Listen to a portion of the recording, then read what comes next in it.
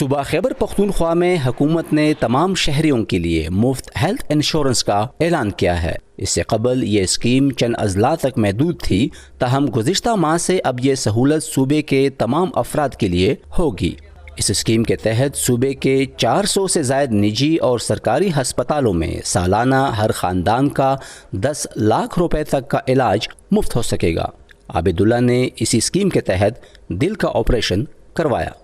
میں غریب آدمی ہوں، میں جب یہاں آیا مجھے بتایا گیا کہ یہ اسپتال اسی طرح کنوینس کرتا ہے، اسی طرح یعنی ایک شناختی کارڈ پہ وہ ہیلتھ کارڈ کے طور پر استعمال ہوتا ہے اور یہاں غریب کی علاج ہوتی ہے، تو اس لیے میں باہر کی یعنی افورڈ نہیں کر سکتا تھا، تو اس لیے میں یہاں آ گیا۔ اور سرجن سے صاحب سے جب ملا تو انہوں نے مجھے بتا دیا، انہوں نے مجھے کنونس کیا اور مجھے بتا دی کہ آپ کو کوئی نقصان نہیں ہوگا، تو اس لیے میں یہاں آ گیا۔ مجھ سے یہاں ایک پیسہ بھی کسی نے نہیں لیے ہیں، دوائی پہ کوئی خرچہ ہے نہ ایک ٹیبلٹ کے پیسے لیے ہیں، اور سب کا خرچہ بالکل یعنی فری ہوا ہے، اور مجھے بتایا گیا کہ آپ کے آپریشن پر 4 لاکھ روپے خرچ آئے گا۔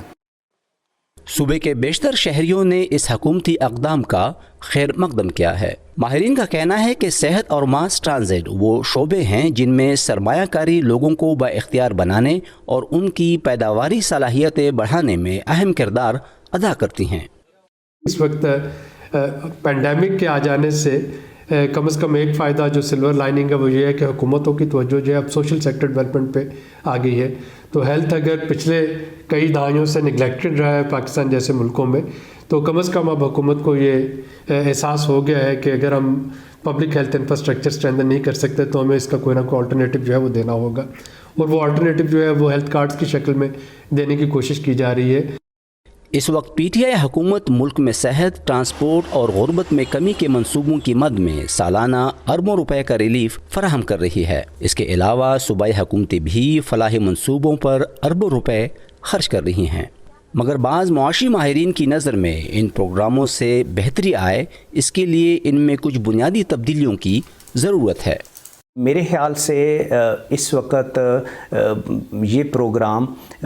ابھی تک کوئی بہت زیادہ غربت ختم کرنے میں کردار ادا نہیں کر رہے، کیونکہ اس کی وجہ یہ ہے کہ یہ ابھی انکنڈیشنل کیش ٹرانسفرز ہیں کہ ہم غریب کو ایک چھوٹی سی اماؤنٹ دے دیتے ہیں،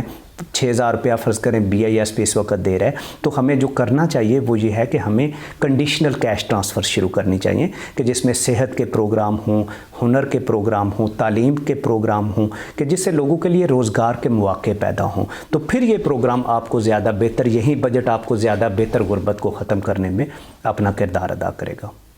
صوبہ خیبر پختونخوا میں شروع کیے گئے صحت سہولت پروگرام کے لیے رواں سال 10 ارب روپے مختص کیے گئے ہیں، جبکہ حکام آئندہ مالی سال میں اس کا بجٹ دگنا کرنا چاہتے ہیں۔ خزانے ہوتے ہی عوام کی خدمت کے لیے، حکومتیں اگر اتنا کچھ کرتی ہیں تو یہ تو ان میں سے سب سے اچھا ان کا انیشیٹو ہے، اور میرے خیال میں خیبر پختونخوا کی حکومت بڑی کمیٹڈ ہے اور وہ چاہتی ہے کہ خزانے کے جو منہ ہیں وہ کھولیں اور لوگوں پہ خرچ کریں۔ ماہرین کے مطابق سماجی تحفظ کے پروگراموں پر سالانہ 200 ارب روپے سے زیادہ خرچ کیے جا رہے ہیں۔ ان میں سب سے بڑا بجٹ 180 ارب روپے سے زیادہ بے نظیر انکم سپورٹ پروگرام کا ہے۔